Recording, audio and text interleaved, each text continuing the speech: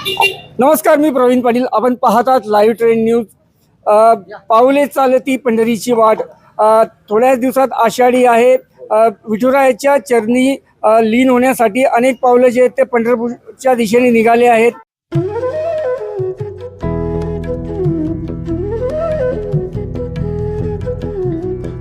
गेल्या अनेक वर्षापासून जळगाव येथील जळगाव अन्नदान समितीतर्फे वारकऱ्यांना दिलासा मिळावा यासाठी वारकऱ्यांची कुठेतरी सेवा व्हावी यासाठी अन्नदान राबवण्यात येतं.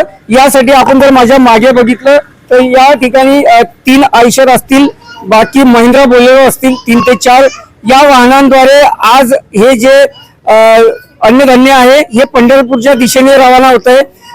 हे रवाना होत असताना नेमकी काय संकल्पना आहे या संदर्भात बोलण्यासाठी आपल्या सोबत समितीचे पदाधिकारी आहेत. आता आपण त्यांच्याशी थेट संवाद साधणार आहोत. तर काय सांगा? नमस्कार, रामकृष्ण हरी. आम्ही जळगाव अन्नदान सेवा समिती तर्फे जळगाव मधून माल सगळं अन्नधान्य जमा करून भाविक भक्तांना दर्शन बारीत भाविक भक्तांना अन्नदान या स्वरूपात असा कार्यक्रम राबवतो. आमची संस्था आम्ही सगळेजण मिळून पंढरपूरला अन्नधान्य घेऊन जातो आणि तिथं भाविक भक्तांना ज्या भक्तांना 30 तास लाईनीत उभं राहावं लागतं, त्यांना अन्न मिळत नाही, अशा भाविक भक्तांसाठी अन्न बनवून आम्ही वाटप करतो. असा कार्यक्रम आमचा 10 दिवस असतो. तरी बाकी एकादशीला आम्ही साबुदाणा खिचडी दिवसभर देतो आणि असा कार्यक्रम राबवतो. अशा या जळगाव अन्नदान सेवा समितीचा आम्ही कार्यक्रम चालू केला आहे. तरी आमचे 14वे वर्ष आहे. या वर्षी आम्ही अजून जास्त प्रमाणात माल जमा करून आमचं अन्न हे वाढलं जात आहे, अन्नधान्य वाढलं जात आहे. अशा स्वरूपात आमचा कार्यक्रम चालू आहे. काय सांगाल, किती जे कार्यकर्ते आहेत या ठिकाणी या कार्यक्रमासाठी जाणार आहेत? आमच्याकडचे कमीत कमी 100 ते 125 कार्यकर्ते असतात. अच्छा, तिथे भाविक भक्तांना आपलं खानदेशी जेवण देणार आहात आपण. काय जेवणाचा मेनू काय ठरवला? आमचा जेवणाचा मेनू एक खिचडी आणि शिरा गुळाचा, 2 दिवस पुरी भाजी असते आणि 1 दिवस साबुदाण्याची खिचडी एकादशीला. असा आमचा कार्यक्रम असतो. आता हा किती ते किती तारखेपर्यंत करणार आहे? आम्ही हा कार्यक्रम करणार आहे. आता आजची 15 तारखेला निघतो आहे आम्ही. आमचं 16 तारखेला संध्याकाळपासून तर 27 तारखेला संध्याकाळपर्यंत कंटिन्यू आम्ही भाविक भक्तांना दर्शन बारीत जेवण देण्याचा कार्यक्रम करणार आहे.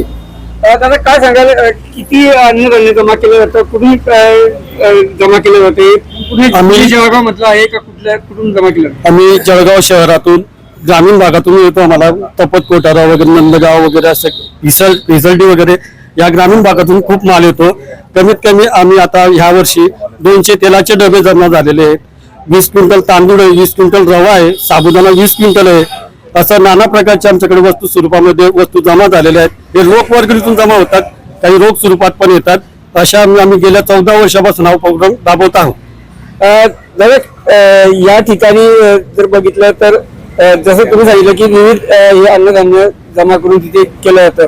तर साधारण म्हणजे ही संकल्पना कशी आली होती, कधी कोणी सुरुवात केली होती या संकल्पनेची? ही संकल्पना म्हणजे ते बारीमध्ये जे लोक असतात ना, तर तिथे उभे होते आमच्याकडे काही लोक.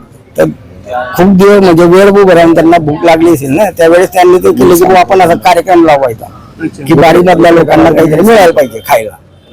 कारण आता किती कार्यकर्ते सांगितले तुम्ही? आता ही पूर्ण प्रक्रियावर किती कार्यकर्ते घेऊन जाता? 100 ते 125 कार्यकर्ते जात असतो आम्ही. आणि हे स्वरूप असं स्वरूपाने चालू झालं आहे की आम्ही दर्शन बारीत दर्शन घेत होतो. आम्हाला पाणी, संडास, बाथरूम सगळी सुविधा मिळाली, जेवणाची सुविधा नाही मिळाली. मग आम्ही त्या वर्षी 5000 लोकांची खिचडी बनवून वाटली. अशा स्वरूपात हा कार्यक्रम चालू झाला. तर आम्ही 5000वरून आता 3 लाख भाविक भक्तांना अन्नदान करतो. ओके.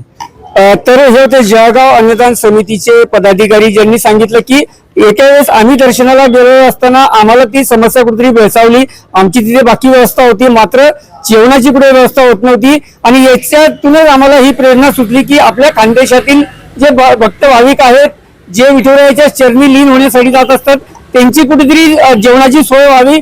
म्हणून आम्ही गेल्या 13 ते 14 वर्षापासून हा उपक्रम राबवित आहोत.